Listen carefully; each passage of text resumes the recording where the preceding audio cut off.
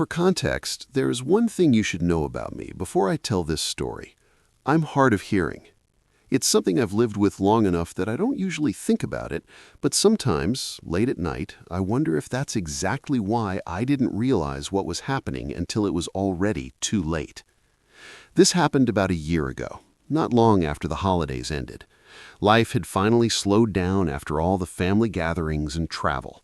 I live in a quiet suburban neighborhood in southern Quebec, right where the houses stop and the forest begins.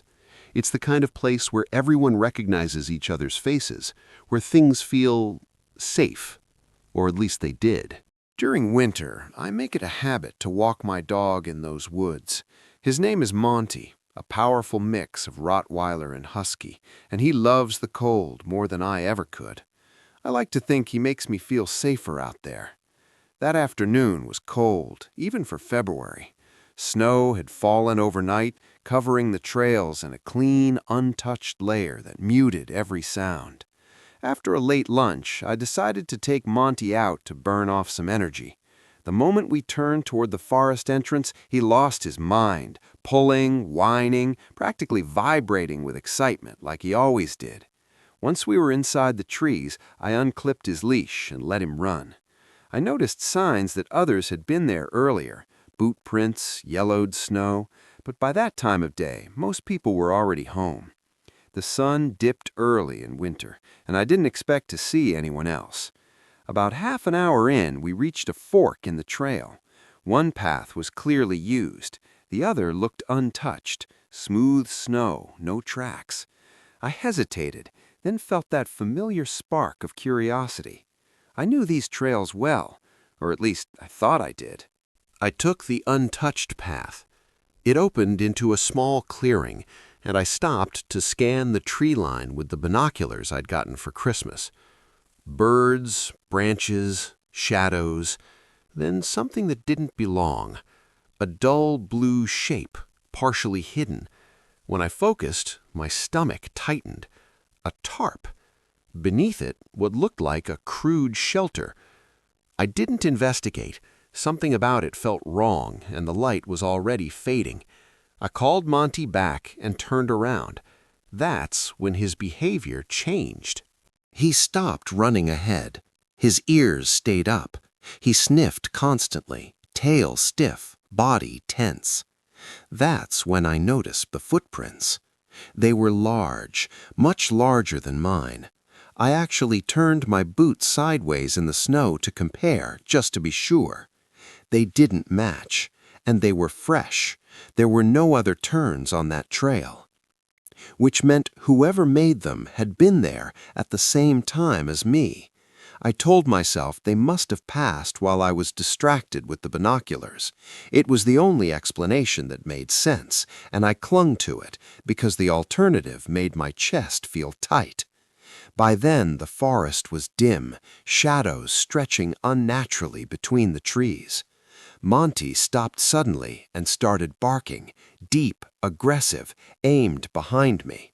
I turned. He was standing there, less than a meter away. A tall man, easily over 6 feet, wearing dark snow pants and a white camouflage jacket. His hands were buried in his pockets. He wasn't advancing, he wasn't backing away, he was just there.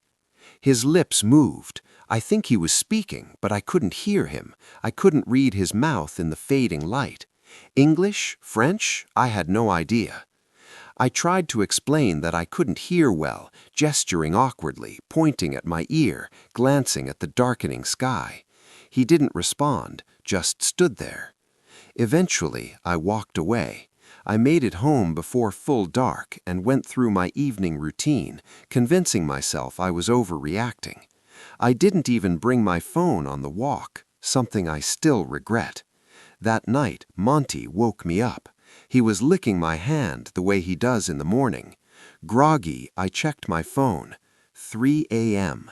There was a message from my neighbor asking if everything was okay. She said Monty had been barking non-stop. That's when I realized Monty wasn't in my room anymore. I followed the noise downstairs. He was at the patio door, barking like he'd never barked before. My vision was still blurred with sleep when the motion light flicked on, and my heart dropped. The man from the forest was standing in my backyard. I didn't hesitate. I stepped back and texted emergency services faster than I ever have in my life. I grabbed Monty and ran upstairs, pulling the machete from beneath my bed. I know how to defend myself, but I also know that survival isn't about winning a fight. It's about staying alive. We stayed in my room, listening, waiting. Monty suddenly lunged toward the door, barking violently. A shadow passed beneath it, cutting through the soft glow of the nightlight. I was sure the handle would turn. It never did. When police arrived, the patio door was shattered. The backyard gate, leading straight into the forest, was wide open. Look at these documents they They left behind. believe that's how he escaped. Nothing was taken. They never found him. I stayed with a friend for days afterward. I never heard back about the shelter in the woods. And now, when I walk Monty, I stay on the roads. I avoid the forest. Because sometimes I wonder, if I had heard better, would I have known he was there sooner? I'm going to tell this exactly how it happened, but even now, saying it out loud makes my hands shake. My name isn't important. What is important is that I was 16 when this happened, and my sister was 15. We lived in a quiet part of Illinois, the kind of place where nothing ever feels urgent, until suddenly it is. It was December 5th, cold, gray, and completely ordinary. My sister and I were getting ready to head out to the movies, just something to kill time before winter break. We picked a horror movie, one we technically weren't old enough to see, but no one questioned us. People rarely do when they think they already know what they're looking at. Halfway through the film, right when the tension on screen peaked, my phone buzzed loudly in my pocket. Too loudly. Heads turned. Someone sighed. I felt my face burn as my sister and I scrambled toward the exit, trying to escape the attention. I tripped on the way out, which somehow made everything worse. Outside the theater, I checked my phone. It was my dad. Instead of calling him back, I got a message. "Can you bring me lunch? The cafe near the job site is closed." That wasn't strange. My dad worked in forestry, about half an hour away, deep in the woods. He'd asked us to do this before. My sister looked unsure, but neither of us questioned it. That was our first mistake. We went home, packed food, and drove toward the wooded area where he usually worked. I'd always liked that place.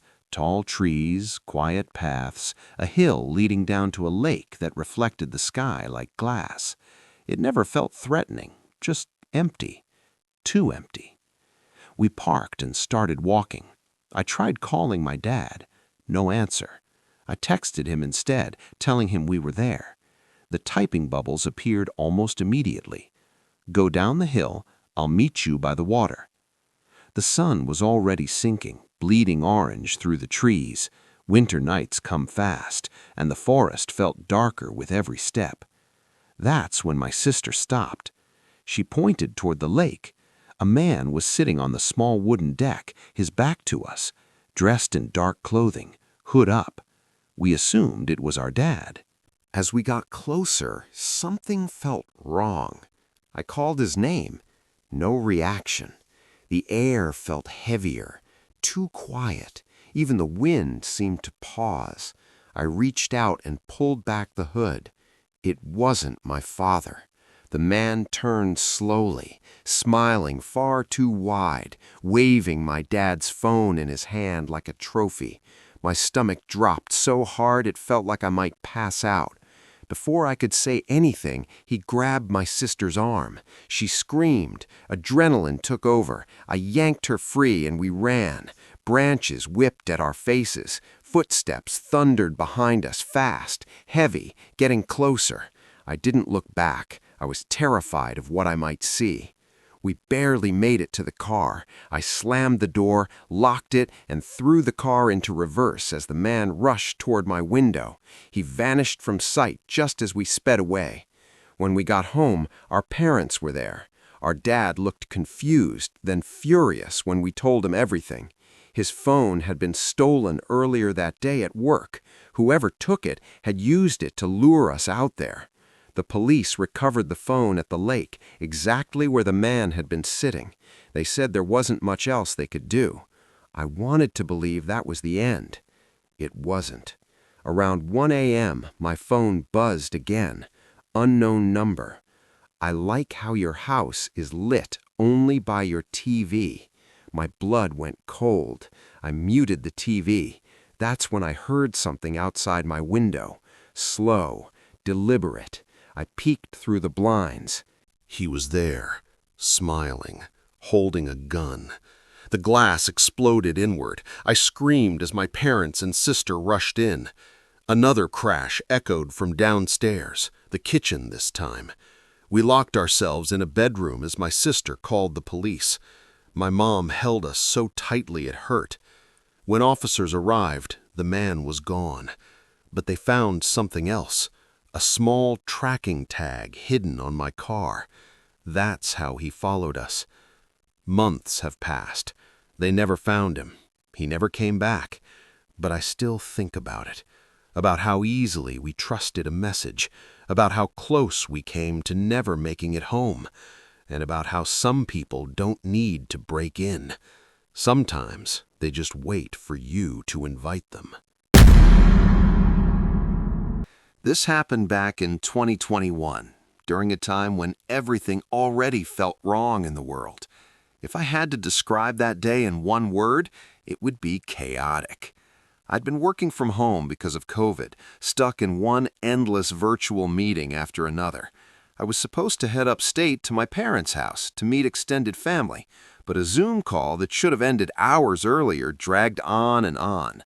By the time I finally logged off, everyone else had already arrived, and I was still staring at a long, snowy drive ahead of me.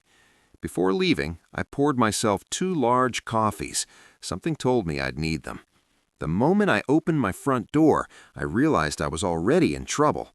The wind was howling, snow blowing sideways, streets barely visible beneath thick layers of white.